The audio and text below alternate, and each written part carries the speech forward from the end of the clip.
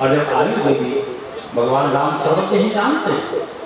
भगवान राम ने सोचा पिता से प्राप्त आयु को यदि मैंने बाल बच्चों के साथ बिताया, पत्नी के साथ बिताया, ये शास्त्र विरुद्ध हो गया। और इसीलिए भगवान ने जानकी जी का निर्वासन किया। जगदम्बा चाहती थी कि मैं ऋषि मुनियों के आश्रम में रहूं। भगवान का संकल्प उस इच्छा को पूर्ण किया। पूर्ण क्यों किया? शास्त्र में लिखा है, ये अपने मन की बात नहीं है, मनगढ़ंत बात नहीं है। आयुर्वेद कहता है, वैशक्ति शास्त्र कहता है, भाव प्रकाश में अनेक आचार्य कहते हैं कि सगर्भा स्त्री की इच्छा की पूर्ति न होने पर उदरस्थ बालक में दोष उत्पन्न होता है। और माता जी से पूछा गया, भगवान ने पूछा, देवी आपको क्या चाहिए, क्या कामना है? जानकी माता ने कहा नहीं था, ऋषि मुनियों के आश्रम में मैं रहना चाहती हूँ। भगवान को लगा अच्छा अवसर, इनको ऋषि मुनि के आश्रम में भेजा गया। भगवान राम को ये इच्छा है कि हमारा जो आगे का राजा बने वो विलास के वातावरण में उत्पन्न नहीं होना चाहिए।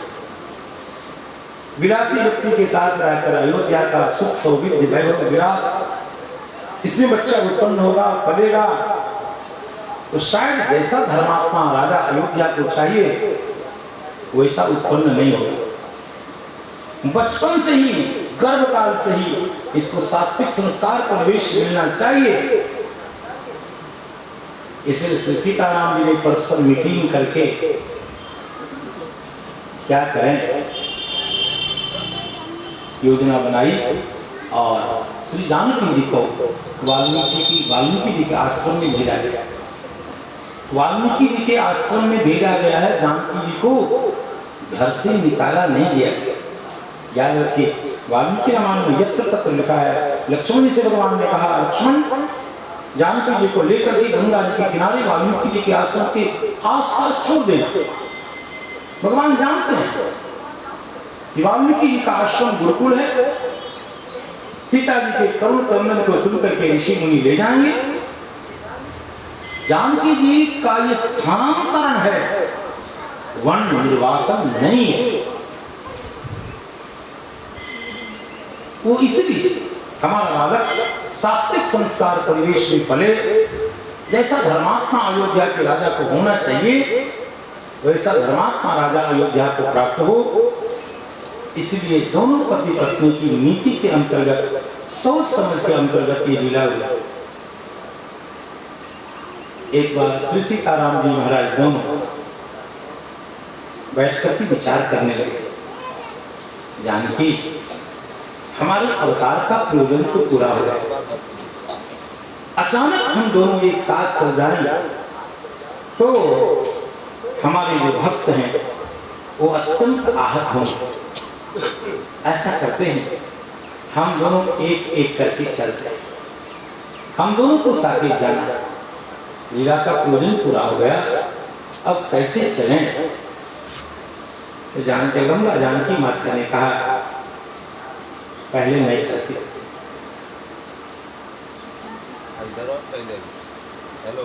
लेकिन मैं आपके बिना रहूंगी नहीं। भगवान ने कहा बिना क्या, आप चले, मैं आ रहा हूं। और उसके बाद भगवान की रुचि इच्छा का अनुवर्तन करते हुए, पति की आज्ञा का परिपालन करते हुए और अपने सकल भक्तों के चित्त में अचानक कष्ट हो जाए, दोनों पति पत्नी ने योजनाबद्ध ढंग से साकेत गमन का निश्चय किया है। ये आनंद रामायण में भी है ये कथा, और शिंदी रामायण में भी है ये कथा, दक्षिण भारत के रामायण में, रंग रामायण में भी है जो मैं बोल रहा हूँ। तो अनेक रामायणों में अलग अलग कथा होने के कारण सबका समुचित अध्ययन करके ये निर्णय निकाला गया। सीता माता के 3 बार वियोग हुए भगवान से। संस्कृत के मनीषी ने अनुसंधान किया। एक बार तब जब भगवान ने कहा कि नहीं, अग्नि की परीक्षा होगी। और उस समय भगवान ने एक बार जानकी जी का परित्याग कर दिया, प्रथम परित्याग। फिर वन की ओर प्रेषण करना, और जब पाताल में प्रवेश करने लगे हैं तब 3 परित्याग हुए। और संस्कृत के महापंडितों ने कहा कि अनन्याहत्व, अनन्य शेषत्व और अनन्य भोग्यत्व, यह जो जीव के 3 लक्षण हैं, इन तीनों लक्षणों को प्रमाणित करने के लिए सीता माता ने जान करके ये लीला की। ये जीव भगवान को छोड़कर किसी का नहीं है, ये प्रमाणित करने के लिए प्रथम परित्याग। भगवत अर्थ जीवन नहीं है, भगवान के प्रति जीव का दूसरा कोई भोग्य नहीं, भोक्ता नहीं। इसको प्रमाणित करने के लिए द्वितीय परित्याग, अनन्याभक्त को प्रमाणित करने के लिए तृतीय परित्याग हुआ। इसलिए शास्त्रों में कहा जाता है आकारत्रय संपन्नाम अरविंद निवासिनीं अशेष जगदीशित्रीं वंदे वरदवल्लभाम्। जगदम्बा जानकी ये जीव के स्वभाव को, सही जीव के स्वभाव का तात्पर्य है कि हम भगवान के लिए ही हैं, भगवद अर्पित हैं, हमारे भोक्ता भगवान ही हैं, और भगवान के व्यतिरिक्त अन्य कोई देवता मेरा अपना नहीं है। 3 अर्थों को प्रमाणित करने के लिए सीता जी ने तीनों परित्याग करके और अपनी भक्ति प्रीति भगवान के प्रति प्रमाणित की है। एक बात और, महाकवि भवभूति ने एक जगह लिखा है, स्नेहम दयाम च सौख्यम च यदि वा जानकीमपि आराधनाय लोकस्य मुंचतो नास्ति नित्यथा। राजा का मतलब क्या होता है? राजा प्रजा रंजन लब्धवर्णा। भगवान राम का जो राज्य है, उस राज्य की क्या विशेषता है? प्रजातंत्र और राम राज्य में क्या अंतर?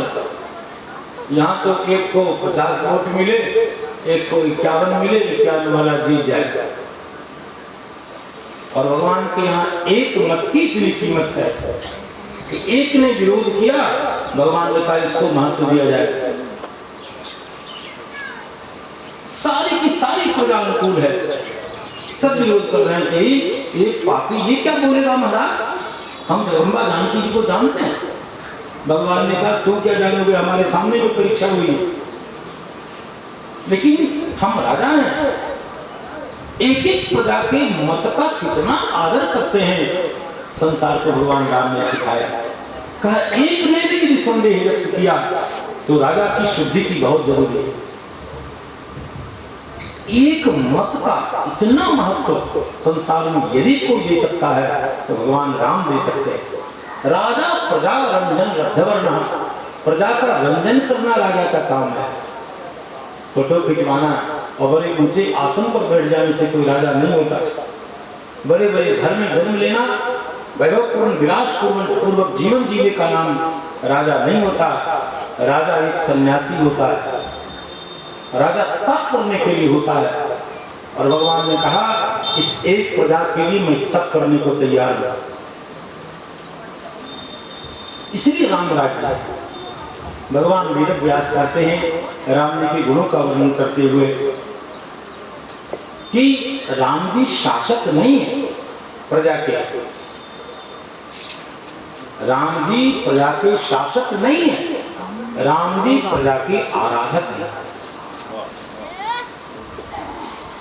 जिस समय ये बात समझ में आ जाएगी उस दिन ये प्रश्न दिमाग से निकल जाएगा।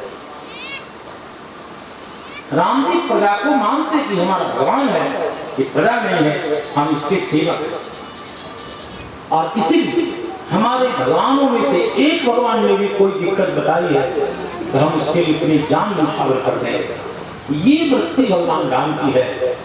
और दोनों पति पत्नी, राम जी ही नहीं, राम जी राजा है तो जगदम्बा जानकी रानी नहीं है।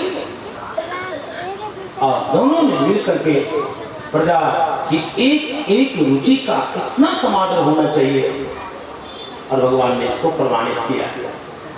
नमो भगवते उत्तम श्लोकाय नमः आर्य लक्ष्मी शिव प्रकाय नमः उपशिक्षितात्मनि उपासित लोकाय नमः साधुवाद निकषणाय नमो ब्रह्मण्य देवाय महापुरुषाय महाराजाय नमः उसमें कहा गया भगवान महाराज ने कैसे, तो लोकाराधन, जो लोक की आराधना करते हैं, प्रजा की राम की आराधना करते हैं, और जगदम्बा सीता माता रानी होने के नाते राम जी की एक एक इच्छा का अनुवर्तन करते हैं।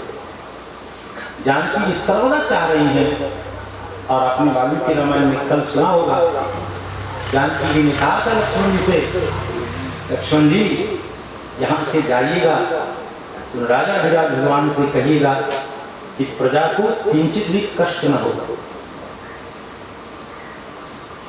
ये कितनी बड़ी बात है। इस भाव से जब हम राम कथा का चिंतन करेंगे, स्मरण करेंगे, तो कहीं से कोई शिकायत नहीं होगी भगवान राम की।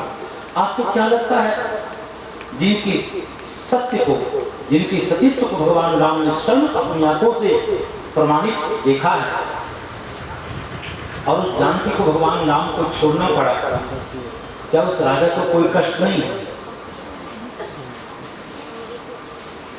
क्या भगवान राम को कोई कष्ट नहीं? अब क्या भगवान राम के कष्ट में उनके कष्ट को दूर करना, उनके भावानुसार चलना, क्या श्री जानकी जी की जिम्मेदारी नहीं? पत्नी होने का क्या मतलब होता है? तो इसलिए इस आलोक में जानकी जी भगवान राम की भक्ता है। जानकी जी ने स्वयं कहा है, भक्ताम पतिव्रताम दीनाम माम समाम सुख दुख यो। आपके सुख दुख सब कुछ में मेरी पूर्ण सहभागिता है। मैं कभी भी आपके मुख पर उदासी नहीं देख सकती। इसके लिए मैं अपने जीवन सत्ता सब कुछ समर्पित कर सकते हैं। देखो, फूल चढ़ाने वाले भक्त तो आपको बहुत मिल जाएंगे, जीवन में उछाल करने वाला भक्त चाहिए। महाराज जी धंधा ये तो बहुत है, लेकिन पास में रह करके सेवा करने वाला चाहिए। ज्ञानी आपको 2 रुपए किलो मिल जाएंगे, लेकिन सेवक नहीं मिलेगा। सेवक का महत्व ज्ञानी से कई गुना श्रेष्ठ होता है, बड़ा होता है। और इसलिए जगदम्बा जानकी माता अपने को भक्ता कहती है। हे भगवान, मैं आपकी भक्ता हूँ। और भक्त होने का मतलब क्या होता है? तत्सुख सुखित्वम, अपना कोई सुख नहीं, अपना कोई संकल्प नहीं, अपना कोई विकल्प नहीं, अपने कोई इच्छा नहीं, हमारे आराध्य की इच्छा नहीं, हमारा जीवन समर्पित है। जानकी माता ने इसको प्रमाणित किया। तो ज्यादा विस्तार से क्या बताऊं मैं, बहुभूति के प्रमाण से, भगवान वेदव्यास के प्रमाण से, युक्तियों से, तर्क से, शास्त्रीय विधा से ये बात अच्छी तरह से प्रमाणित हो गई। भगवान राम महापुरुष, उनके लिए कहा जाता है वज्रादपि कठोराणि मृदून कुसुमादपि लोकोत्तराणाम चेतांसि कौन विद्यातमर्हति। भगवान यदि कठोर हैं तो वज्र से भी ज्यादा कठोर हैं, और कोमल हैं तो कुसुम से भी अत्यंत सुकुमार। संसार के लोगों ने राम जी को जानकी जी के लिए रोते नहीं देखा। कभी भगवान के कमल में सूखे के हा जानकी, हा जानकी, ये तो भगवान का सुकुमार पक्ष था। लेकिन महापुरुष होने के लिए केवल रोने से कोई महापुरुष नहीं होता। आवश्यकता होने पर बड़ा कठोर निर्णय करना पड़ता है, और अपना सबसे प्रेमास्पद पदार्थ का त्याग करना पड़ता है। और भगवान ने किया। जानकी अभिन्न हो गया है। जानकी जी के बिना राम जी का कोई स्वरूप नहीं, सत्ता नहीं। ऐसे अपनी अंतरंग संगिनी अभिन्न हो गया। जानकी का परित्याग करके मानो भगवान ने संसार के लोगों को बताया कि राजा का मतलब क्या होता है। तो भैया, ये बात समझने की है। केवल इसको ऊपर ऊपर समझने से तो आप जीवन भर आरोप लगाते रहेंगे कि भगवान को ऐसा नहीं करना चाहिए, ऐसा नहीं करना चाहिए। चलें, ज़्यादा कुछ न कह के, तो लंबी कथा हो गई, लंबी भूमिका हो गई। अब हम मुख्य धारा में प्रवेश करते हैं। भगवान नाम संकीर्तन करें। श्री राम जय राम जय जय राम, श्री राम जय राम जय जय राम, श्री राम जय राम जय जय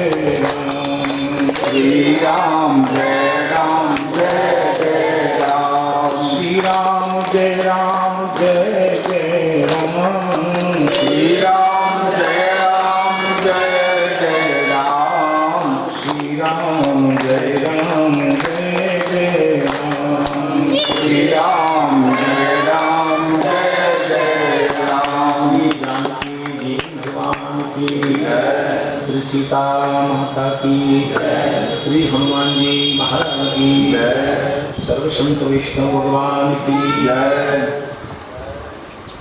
श्री भगवान वाल्मीकि जी महाराज कहते हैं कि लक्ष्मण जी को उपदेश देते हुए भगवान राम ने गेम खेल रहे थे